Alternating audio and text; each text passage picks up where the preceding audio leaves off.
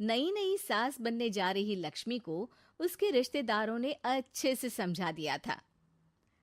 दीदी देखो, सास बनना आसान नहीं है। कहने को बहू आ जाती है, लेकिन सारे घर में हक ऐसे कर लेगी जैसे तुमने तो इतने साल से घर के लिए कुछ किया ही ना हो। और नहीं तो क्या, मेरी वाली ने तो घर का नक्शा ही चेंज करवा दिया था। कहती है खिड़की यहाँ नहीं वहाँ करो, दरवाजा इस दिशा से खोलो और न जाने क्या क्या। अरे बताओ, 20 साल से क्या मैं गलत खिड़की दरवाजे के साथ रह रही थी? तभी वहाँ बेटी आ जाती है।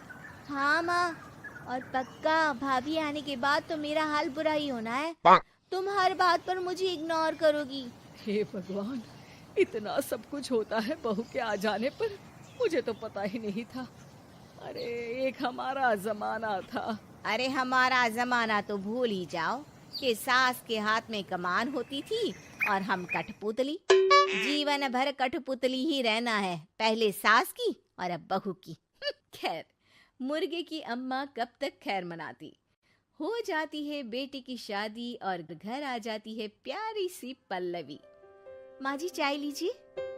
सास जो कि पहले से डरी हुई थी, हाँ हाँ लाओ लाओ, लेकिन चाय पीते ही थू, अरे इसमें किरकिरा सा क्या है?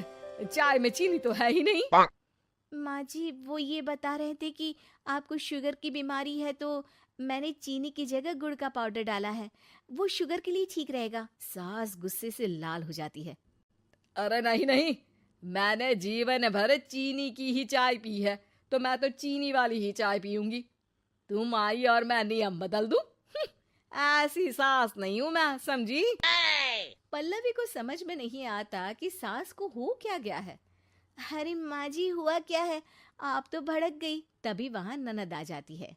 तो आप काम ही ऐसा कर रही है ना भाभी? अरे भाई मैंने क्या किया? शुगर के पेशेंट को चीनी नहीं पीनी चाहिए, तो मैंने चाय में चीनी नहीं डाली। इसमें मुझे तो नहीं लगता कि मैंने कुछ गलत किया। भाभी पहली बात ये कि जबान चलाने की जरूरत नहीं है, क्योंकि हम लोगों को भी बोलना आता है। बाकी आपका क्या मतलब है कि हम लोग माँ का ख्याल नहीं रखते हैं? आपको ही सारी साइंस की नॉलेज है। पल्लवी समझ जाती है कि इन लोगों के दिमाग में बहू को लेकर धारणा गलत ही है, इसलिए वो बिना कुछ बोले वहां से चली जाती है। थोड़े दिनों बाद जब पल्लवी ड्राइंग रूम के पर्दे बदल रही थी, पंछी पन्नू उड़ती फिरूं मस्त गगन में, आज मैं आजाद हूँ दुनिया के चमन में।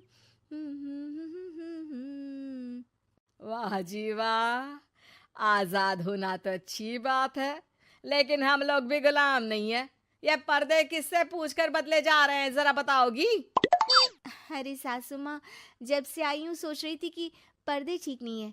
पता है पर्दे इतने हल्के हैं कि दिन में बाहर से पूरा घर दिखता है, लोग झांकते हुए रास्ते से निकलते हैं, ये मुझे अच्छा नहीं लगता है। अरे वाह जी वाह, 5 साल से तो ये पर्दा लगा है, तब तो लोगों ने झांका नहीं। आज तुम आई हो तो लोग घर में झांकने लग गए, क्यों?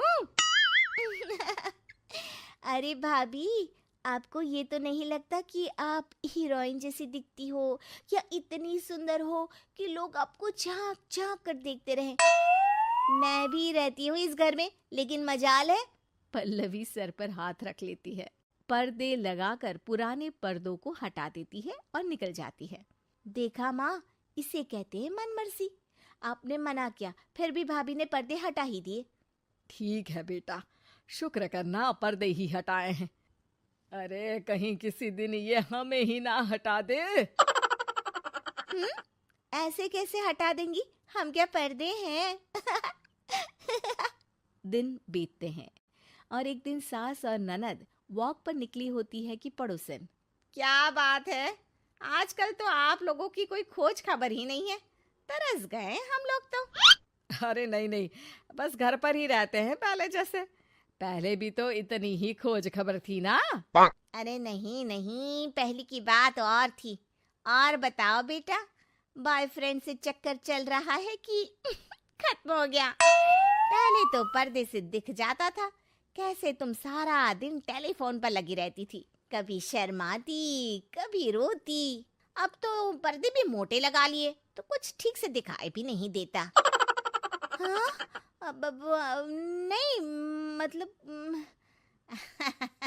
कोई ना होता है इस उम्र में। और बताओ बहन जी, बेचारी बहू से तो पहले रोज तानेबाजी होती थी आपकी, रोज देखती थी कैसे उस पर आप दोनों मिलकर बरसा करती थी। अब ठीक है ना वो? चल बेटा, ये औरत तो पागल हो गई है। अरे पागल नहीं, आदत हो गई थी। जब मन उबा तो आपकी खिड़की से झांक लिया करती थी, अब कुछ दिखाई नहीं देता तो। सास और ननद घर आती है, जहाँ बहू पर्दों को बदलने के लिए खड़ी होती है। अरे ये क्या कर रही हो? आपने ही कहा था ना पर्दे बदल देना।